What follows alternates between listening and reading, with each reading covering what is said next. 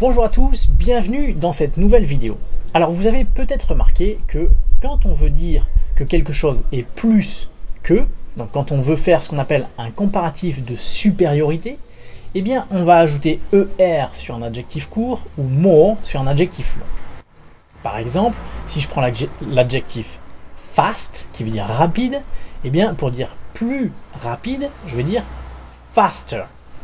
For example, planes are faster than cars.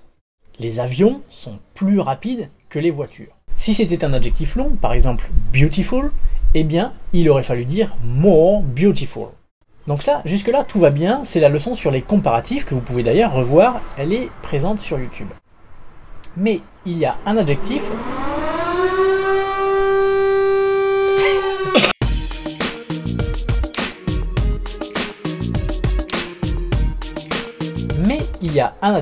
pour lequel c'est un peu différent, c'est l'adjectif far. Si on veut dire far, ça veut dire loin. Si on veut dire plus loin, eh bien on a deux choix. Premier choix, farther, et deuxième choix, further. Okay, farther means more far, which we only use to talk about distance. Okay, it means more far, farther. It has the same pronunciation as the word father, père, in English. Okay, but there's no R. Okay, for example, the mountains are farther away than the forest. Ça veut dire que les montagnes sont plus loin que la forêt. Voilà, donc ce qu'a dit Ben en anglais, c'est que farther, ça va s'employer pour la distance géographique, la distance physique, une distance plus loin physiquement. Further can be used for distance as well. Mm-hmm. So we could say the mountains are further away than the forest.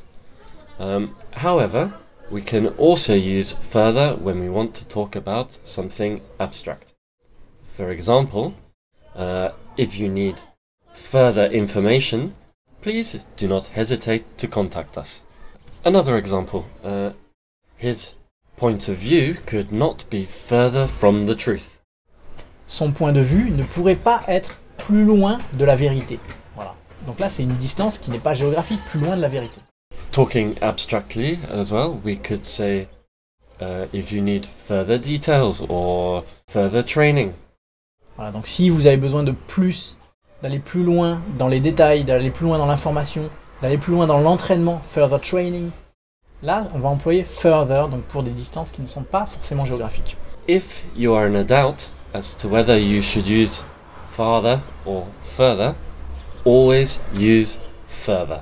Voilà. Si vous êtes dans le doute pour savoir si vous devez utiliser further ou farther, eh bien utilisez tout le temps further. Parce que further, ça peut s'employer tout le temps, qu'il s'agisse de distance géographique ou qu'il s'agisse de distance abstraite. Tandis que farther va s'employer uniquement pour la distance géographique. Voilà. C'était là vraiment le résumé de la leçon sur cette différence entre further et farther.